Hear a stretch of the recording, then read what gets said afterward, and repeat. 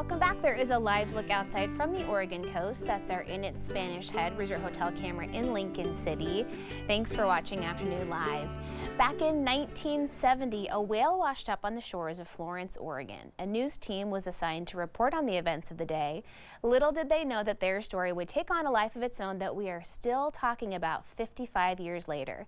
It's been viewed millions of times, been the subject of newspaper articles, animated reenactments, inspired baseball mascots, and even a new documentary.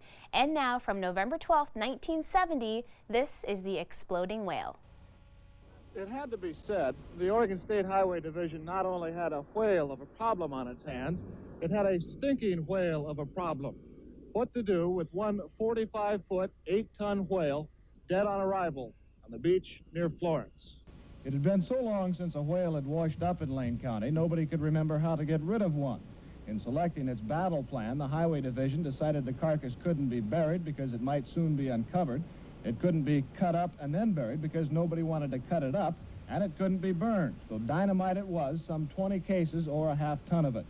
The hope was that the long-dead Pacific gray whale would be almost disintegrated by the blast, and that any small pieces still around after the explosion would be taken care of by seagulls and other scavengers. Indeed, the seagulls had been standing nearby all day. As everything was being made ready, we asked George Thornton, the highway engineer in charge of the project, for his final observation. Well, I'm confident that it'll work. The only thing is we're not sure just exactly how much explosives it'll take to disintegrate this thing so the scavengers, seagulls, and crabs and whatnot can clean it up. Is there any chance it might be more than a one-day job? If there's any large chunks left, and we may have to do some other cleanup, possibly set another charge. The dynamite was buried primarily on the leeward side of the big mammal, so as most of the remains would be blown toward the sea. About 75 bystanders, most of them residents who had first found the whale to be an object of curiosity before they tired of its smell, were moved back a quarter of a mile away.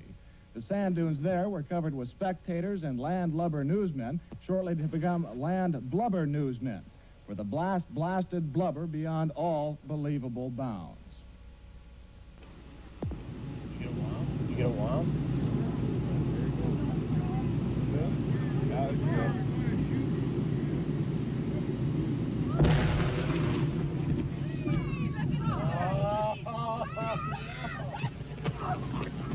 All right, Fred, you can take your hands out of your ears. Here comes cases of...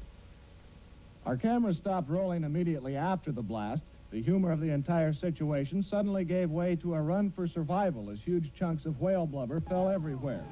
Pieces of meat passed high over our heads while others were falling at our feet. The dunes were rapidly evacuated as spectators escaped both the falling debris and the overwhelming smell. A parked car over a quarter of a mile from the blast site was the target of one large chunk.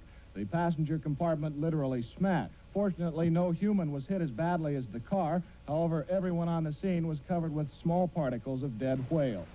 As for the success of the effort, well, the seagulls who were supposed to clean things up were nowhere in sight, either scared away by the explosion or kept away by the smell. That didn't really matter. The remaining chunks were of such a size that no respectable seagull would attempt to tackle anyway. As darkness began to set in, the highway crews were back on the beach burying the remains, including a large piece of the carcass which never left the blast site.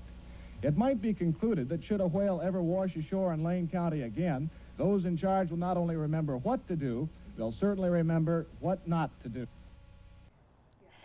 Coming up next, we'll meet the filmmakers taking the story of the exploding whale to the big screen. Stay right there.